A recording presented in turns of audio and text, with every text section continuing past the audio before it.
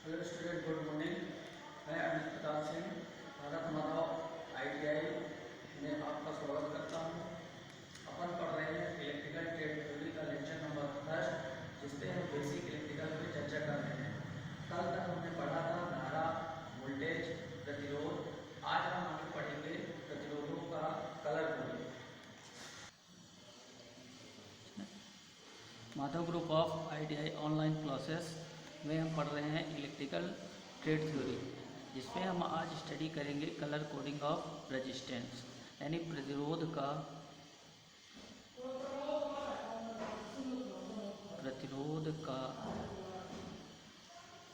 Colour code.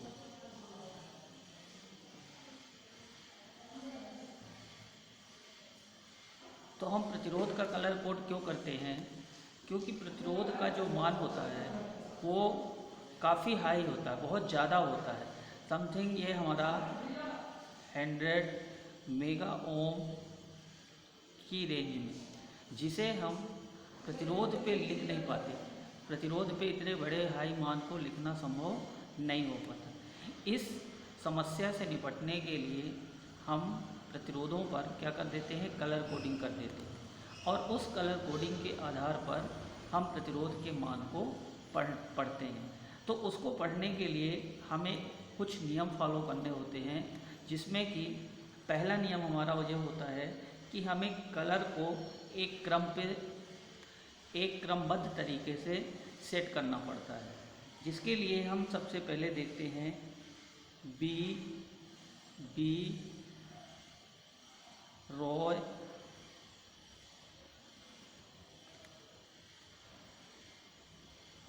Great Britain very good wife, gold silver none.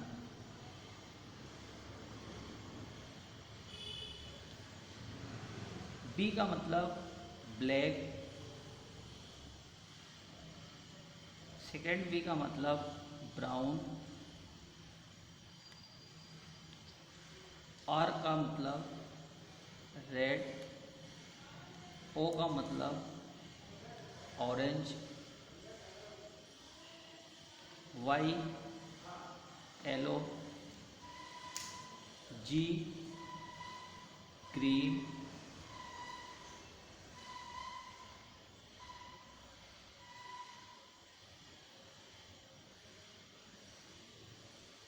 B blue, भी violet,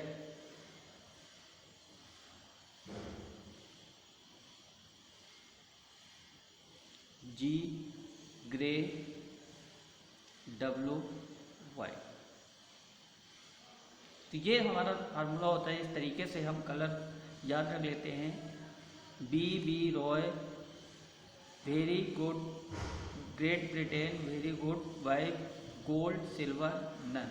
इसमें पहला B जो होता है इस 0 1 2 3 4 5 6 7 8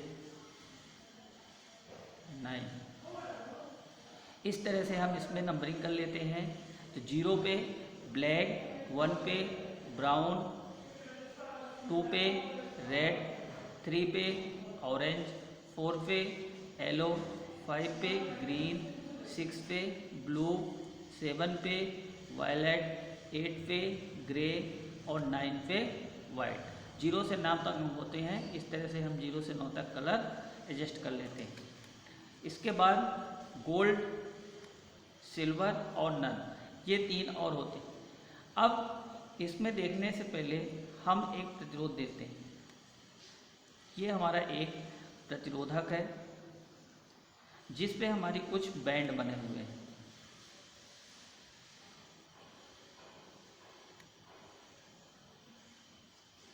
ये हमने मान लिया, ले लिया हमने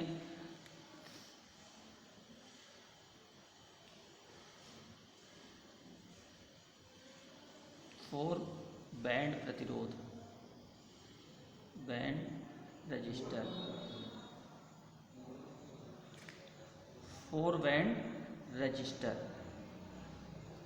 तो इसमें band number first, band number 4, band number 3, band number 2 और ये होती है हमारी बैंड नंबर फर्स्ट। तो इसमें बैंड नंबर 4 जो होती है वो हमारी बताती है सहन सीमा को, सहन सीमा, जिसे हम बोलते हैं टॉलरेंस।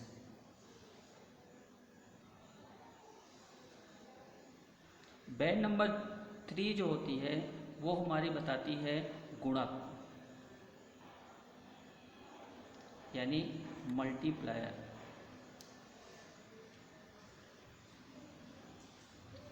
बैंड नंबर 2 जो होती है वो हमारी बताती है यूनिट डिजिट को, यूनिट डिजिट यानी इकाई अंक को।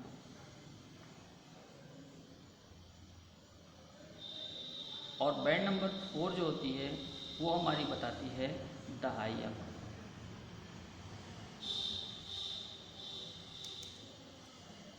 ये हुआ हमारा एक 4 बैंड रजिस्टर। इसी तरह से हम एक और देखते हैं 5 बैंड रजिस्टर।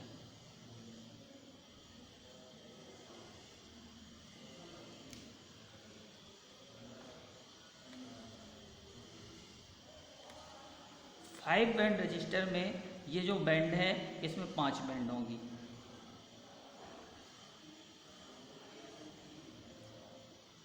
एक, 2, 3, 4 और ये 5। इसमें जो 5वीं बैंड है इसी क्रम में चलेंगे। इस band number 1, band number 2, band number 3, band number 4, band number 5। 5वीं बैंड हमारी बताएगी सहन सीमा को।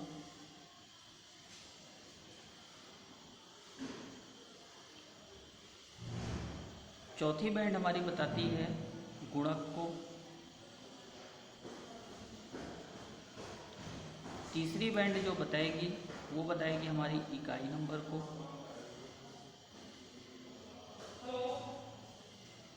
दूसरी बैंड जो बताएगी वो बताएगी हमारी दहाई अंक को।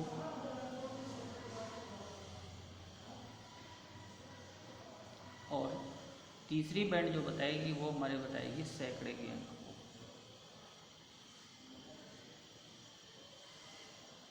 इस तरह से हमने देखा 4 बैंड। 4 बैंड में 4 बैंड होंगी।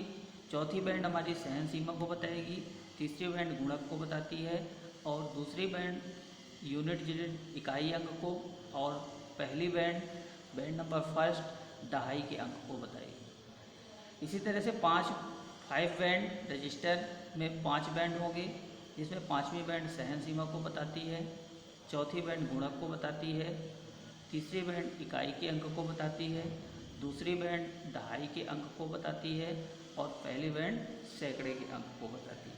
अब 4 बैंड 5 बैंड के बाद कौन सा बैंड आएगा? 6 बैंड। देख लेते हैं 6 बैंड में क्या मिलता है।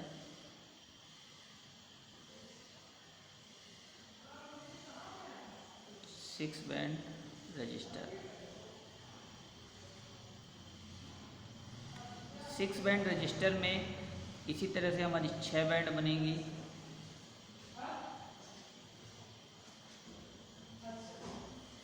एक, 2, 3 बैंड हमारी पास पास बनती हैं। सहन सीमा वाली बैंड थोड़ा दूर बनती है और यहीं पे बनती है हमारी 4, 5 छठी बैंड। अब band number 1, band number 2, band number 3, 4, 5 6। अब आप सोच रहे होंगे कि यहाँ पे जब लास्ट वाली बैंड 4 नंबर थी तो सहन सीमा बताई थी, 5 बैंड में जब 5वीं नंबर की बैंड थी तो सहन सीमा बताई थी, तो छठे 6 बैंड रजिस्टर में 6 नंबर की बैंड सहन सीमा बताएगी। जी नहीं, ऐसा नहीं। ये 6 नंबर की बैंड जो होती है वो तापमान गुणांक को बताती है। तापमान गुणांक वेरी वेरी इंपॉर्टेंट है। ये एग्जाम में क्वेश्चन पूछा भी जाता है कि 6 बैंड रजिस्टर में 6 नंबर की बैंड क्या प्रदर्शित करती है। तो क्या प्रदर्शित करती है? तापमान गुणांक को प्रदर्शित करेगी। बाकी फिर इसी क्रम में हम चले जाएंगे। 5 नंबर में सहन सीमा,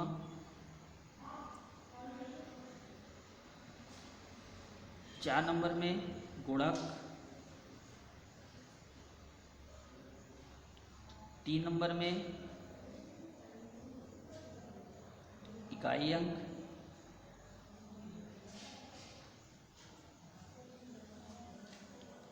2 नंबर में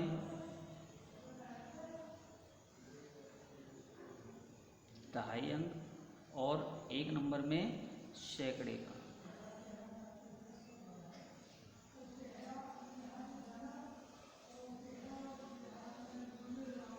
इस तरह से हमने समझा band. 4 band register, band number 1 दहाई अंक, बैंड नंबर 2 इकाई अंक, बैंड नंबर 3 गुणक, बैंड नंबर 4 सहन सीमा को। 5 बैंड रजिस्टर, बैंड नंबर 1 सैकड़े के अंक को, बैंड नंबर 2 दहाई के अंक को, बैंड नंबर 3 इकाई के अंक को, बैंड नंबर 4 गुणक को और बैंड नंबर 5 सहन सीमा को दर्शाएगी। 6 बैंड रजिस्टर में बैंड नंबर 1 सैकड़े के अंक को, बैंड नंबर 2 दहाई के अंक को, बैंड नंबर 3 इकाई के अंक को, बैंड नंबर 4 गुणक को, बैंड नंबर 5 सहन सीमा को, बैंड नंबर 6 तापमान गुणांक को। This is a very important. ये आपसे क्वेश्चन पूछा जाता है, हमेशा पूछा जाता है। क्वेश्चन इंपॉर्टेंट है कि जब 6 बैंड रजिस्टर में बैंड नंबर 6 किस को प्रदर्शित करती है, तो आपका उत्तर होना चाहिए तापमान गुणांक को प्रदर्शित करती है।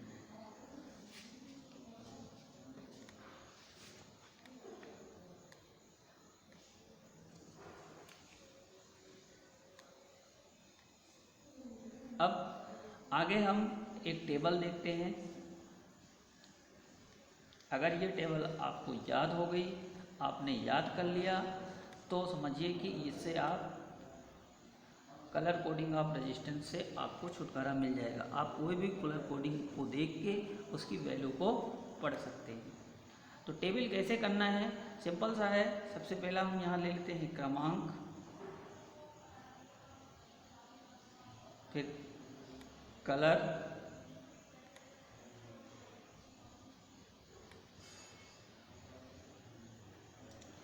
कलर में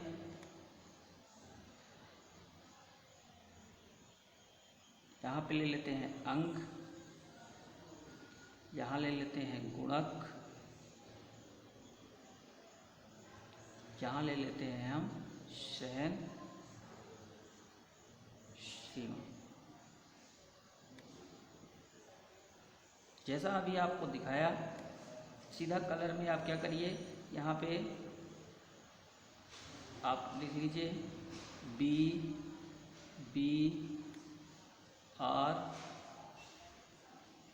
ओबरॉय,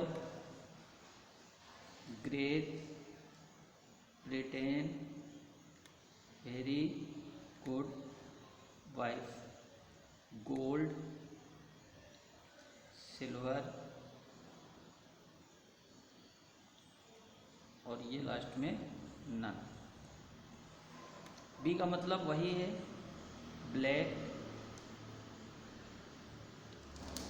सेकेंड बी का मतलब है ब्राउन। यहाँ पे कंफ्यूज नहीं होना, बी नंबर पहला बी जो होता है वो ब्लैक होता है, दूसरा B brown. BR। Third red, orange, yellow, green,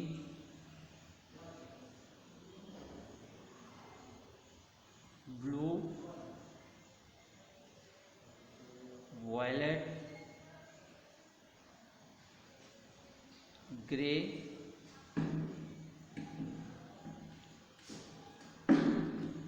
white. Colour हो गया। अब अंक में 0, 1, 2, 3, 4, 5, 6, 7, 8, 9। गुणक में 10 की पावर 0, फिर 10 की पावर 1, 10 की पावर 2, 10 की पावर 3, 10 की पावर 4, 10 की पावर 5, 10 की पावर 6, 10 की पावर 7, 10 की पावर 8, 10 की पावर 9। फिर सहन सीमा में ब्लैक के लिए 0%, ब्राउन के लिए 1%, रेड के लिए 2%, ऑरेंज के लिए 3%, येलो के लिए 4%, और सीधे फिर इसके बाद गोल्ड के लिए होती है 5%, सिल्वर के लिए 10% और नन के लिए होती है 20%। इतनी सहन सीमा होती है। मतलब सहन सीमा का मतलब कि आपका जो एक्चुअल वैल्यू आएगी वो इतने परसेंट प्लस माइनस हो सकती है। अब देख लेते हैं एक एग्जाम्पल लेके, और उसमें से हम कलर को रखेंगे और वैल्यू पढ़ना सीखेंगे। हर एग्जाम्पल, ये हमारे पास कोई रजिस्टर दिया है,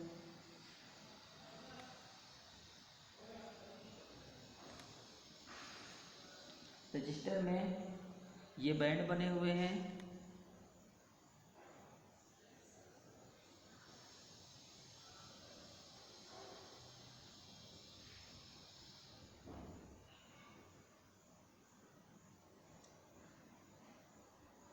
इसको हमने दे दिया ब्राउन,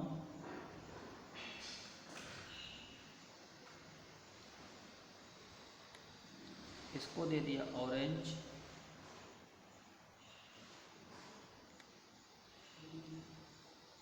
इसको दे दिया वाइट,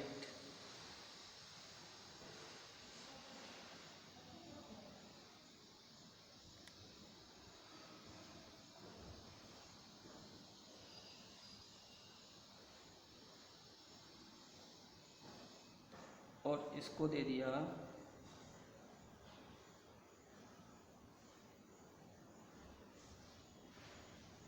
रेड। अब ये हमारा बैंड है, प्रतिरोधक बैंड है। ये कलर बैंड में ये कलर कोडिंग की गई है।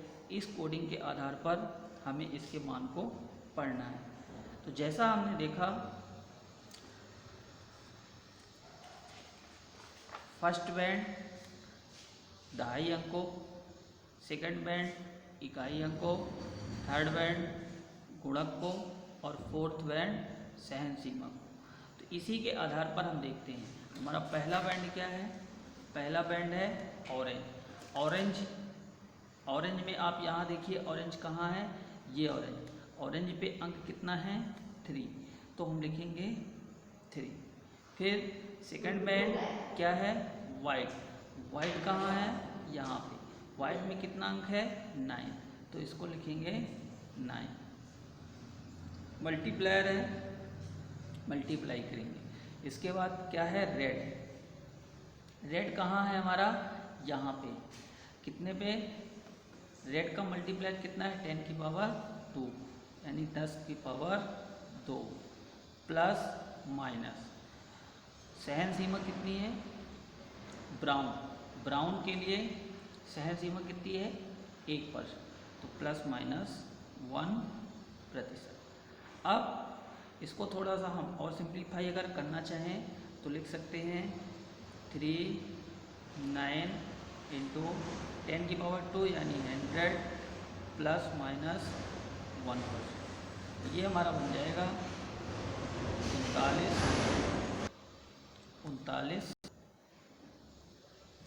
3900 प्लस माइनस 1%। मतलब जो आपको कुल प्रतिरोध में वेरिएशन देखने को मिलेगा वो कितने का मिलेगा, 1%। इस तरह से हम किसी भी प्रतिरोधक की कलर कोडिंग के आधार पर उसका मान पढ़ सकते हैं। और एक आध एग्जाम्पल देख लेते हैं। जैसे एग्जाम्पल नंबर 1 हो गया था, एग्जाम्पल नंबर 2 ले लेते हैं।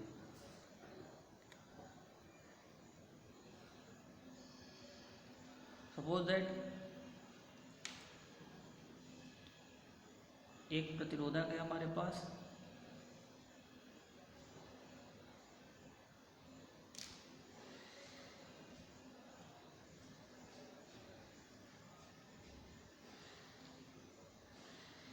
इस पे कलर कोडिंग की गई है।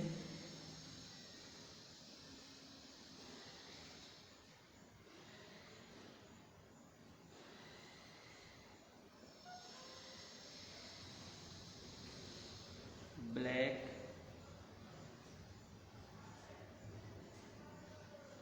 में यहाँ पे ले लेते हैं हम ऑरेंज,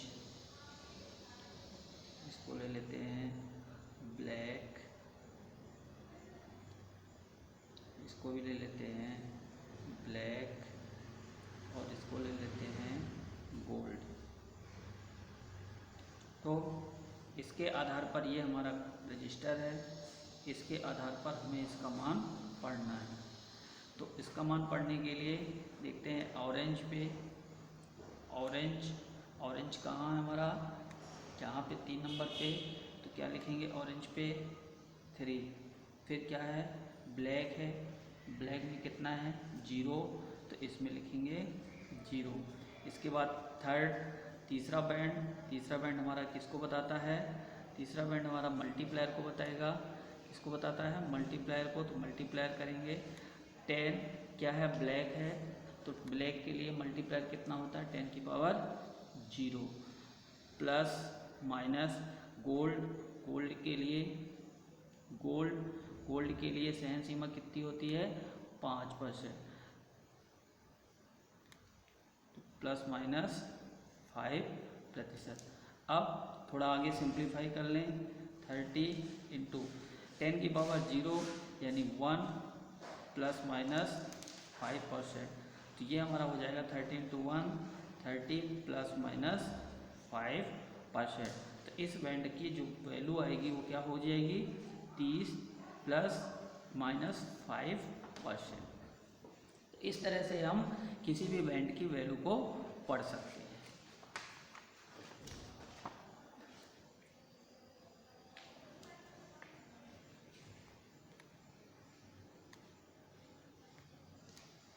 इसके बाद नेक्स्ट चलते हैं माधव ग्रुप ऑफ ITI में। माधव ग्रुप ऑफ ITI में इलेक्ट्रीशियन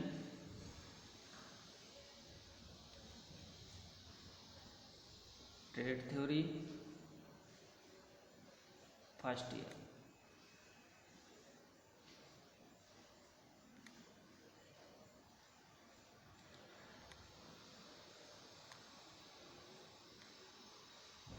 ओम का नियम,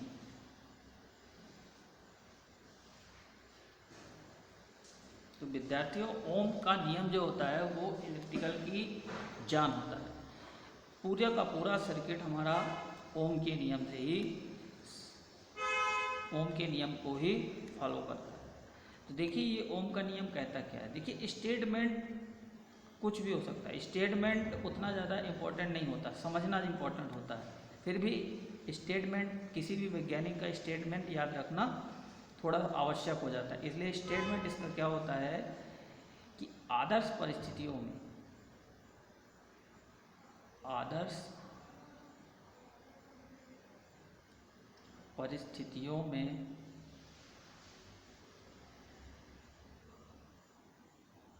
आदर्श परिस्थितियां हमारी क्या हो सकती हैं, तापमान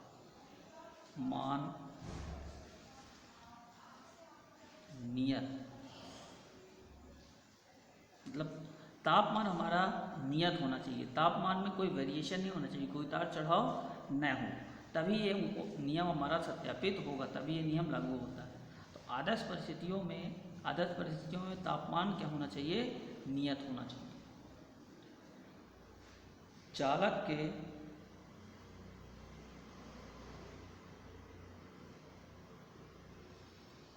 सिरों में उत्पन्न होने वाला विभवांतर, चालक के सिरों में उत्पन्न विभवांतर चालक में बहने वाली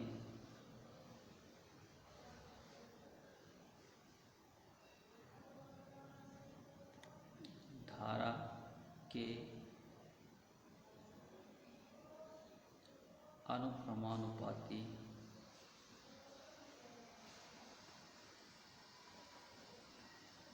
होता है। कहने की बात यह है कि सपोज दैट हमारे पास कोई एक परिपथ, ये परिपथ है, परिपथ में हमारी ये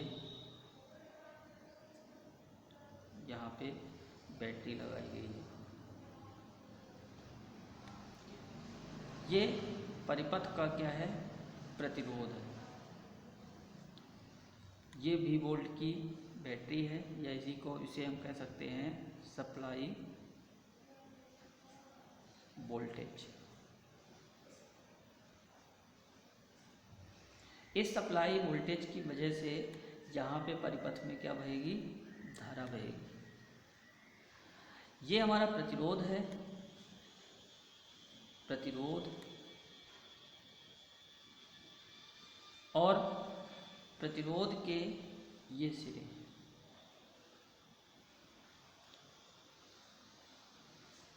यहाँ पे उत्पन्न होने वाला विभवांतर हमारा स्मॉल भी है। अब हम ओम का नियम दो तरह से देख सकेंगे। ओम का नियम हम कब देखेंगे, केस फर्स्ट,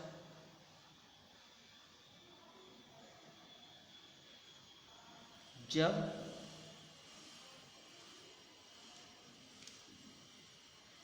परिपथ में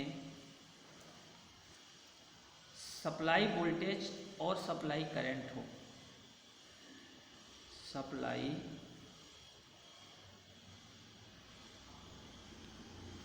वोल्टेज और सप्लाई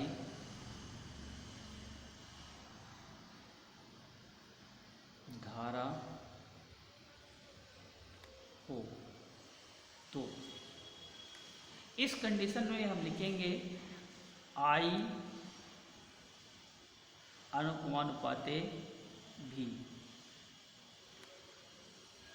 यदि इस कंडीशन में हम ये लिख देंगे कि V अनुक्रमानुपाते I, तो ये हमारा क्या हो जाएगा, रॉन्ग हो जाएगा।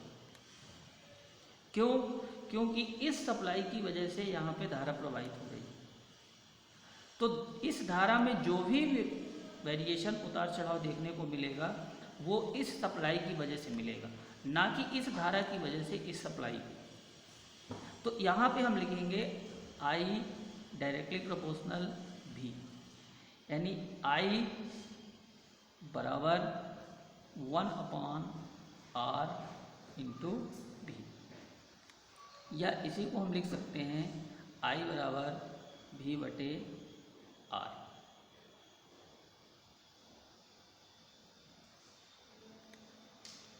केस सेकेंड,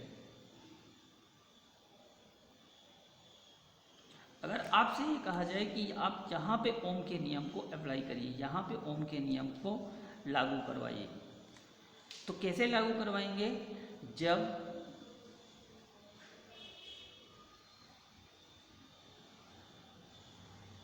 परिपथ में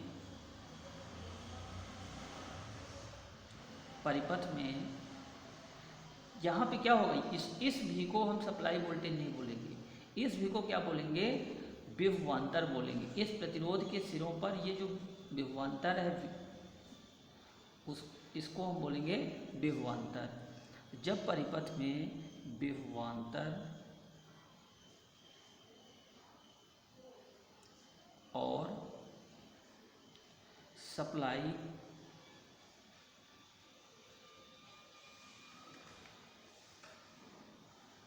धारा का प्रवाह,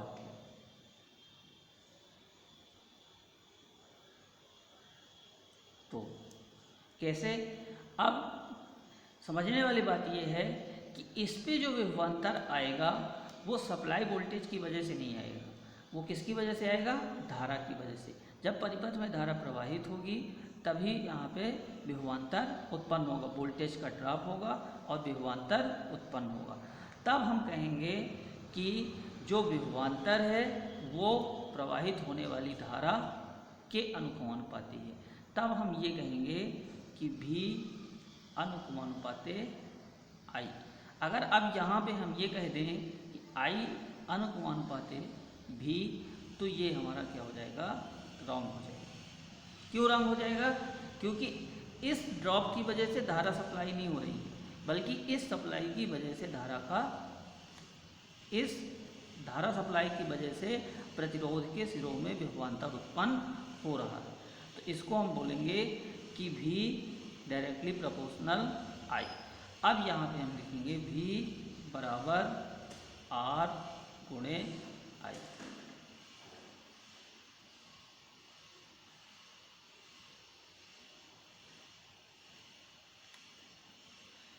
तो ये दो फार्मूले होते हैं। जब परिपथ में सप्लाई वोल्टेज और सप्लाई धारा हो तो I बराबर V बटे R, और जब परिपथ में विभवांतर और सप्लाई धारा हो तब V बराबर I गुणे R। ओके। इसके बाद ओम के नियम से संबंधित कुछ इम्पोर्टेंट पॉइंट, कुछ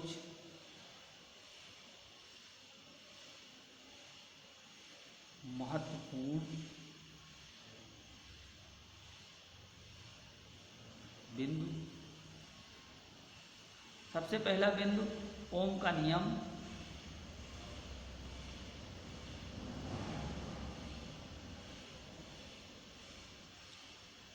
नियत तापमान पर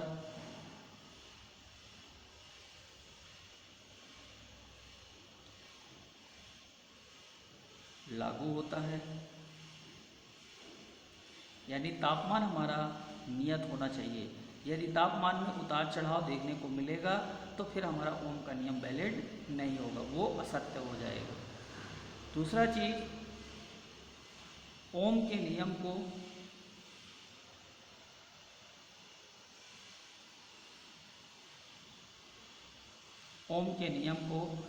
AC और DC दोनों में लागू कर सकते हैं।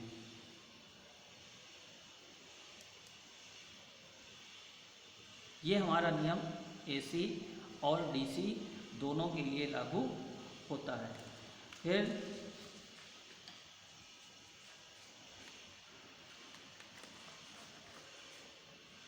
तीसरा, ओम का नियम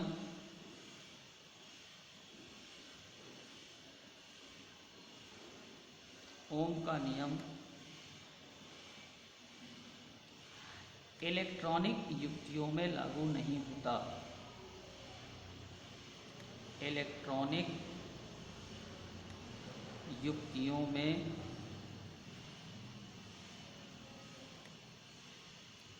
लागू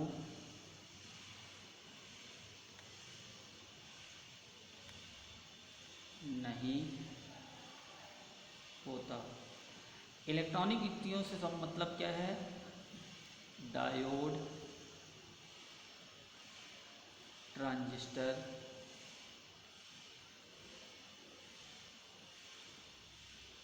SCR इत्यादि, ये हमारी इलेक्ट्रॉनिक युक्तियाँ होती हैं।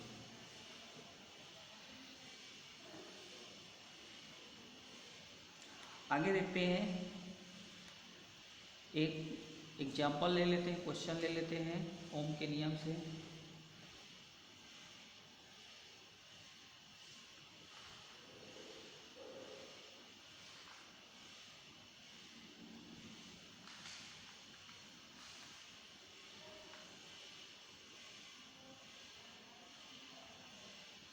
यदि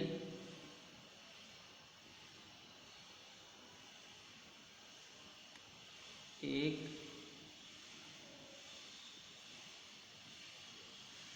विद्युत हीटर को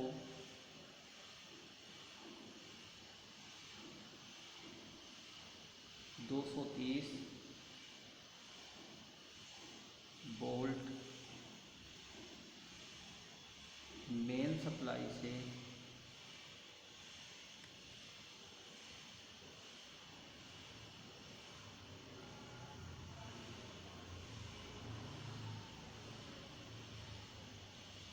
जोड़ने पर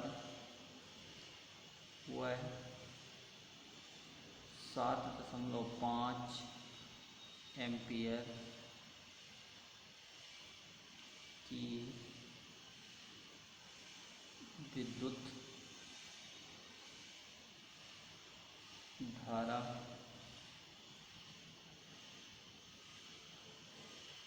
लेता है तो उसके एलिमेंट का प्रतिरोध ज्ञात कीजिए। तो इसे करने के लिए क्या करेंगे,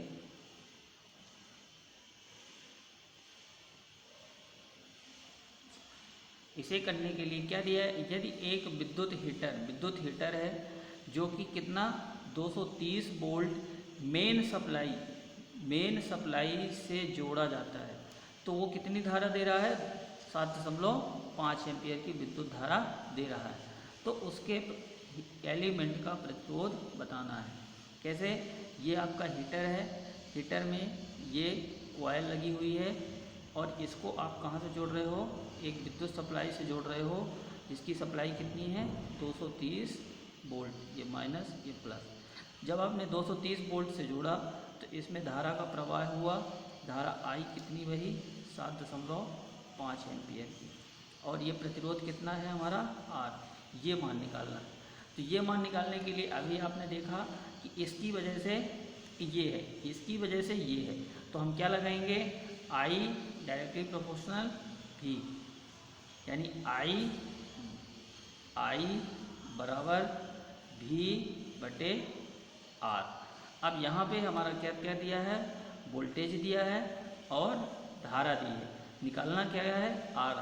तो हम इसको लिखेंगे, यहाँ से इसको ले जाते हैं, इसको यहाँ ले आते हैं, आर बराबर भी बटे आई। वी का मान कितना है 230 वोल्ट और आई का मान कितना है 7.5।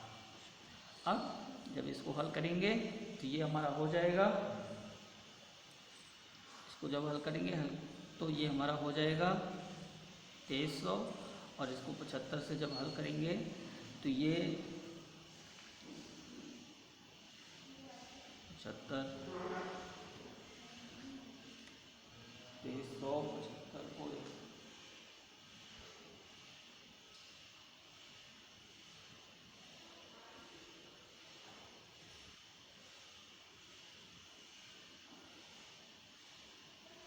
ये हमारा हो जाएगा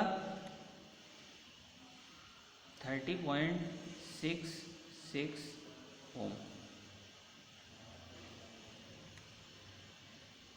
तो इसका जो आर का मान होगा हमारा कितना हो जाएगा 30.66 ओम।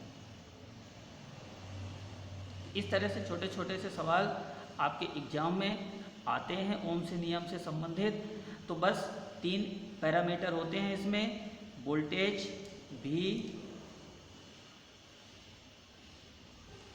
धारा आई और आर प्रतिरोध। तो यहाँ से हमारे 3 फार्मूले बनते हैं। V बराबर I गुणे R फार्मूला नंबर 1, I बराबर V बटे R फार्मूला नंबर 2 और R बराबर V बटे I फार्मूला नंबर 3। आप इन तीनों फार्मूलों का उपयोग करके कोई भी मान निकाल सकते हैं। ठीक है, तो आज का लेक्चर हम यहीं एंड करते हैं और Bharat Madhav group of IITI में आपका बहुत बहुत धन्यवाद। आप लेक्चर को देखें और स्टडी करें। हम आपके उज्जवल भविष्य की कामना करते हैं। Okay, all the best.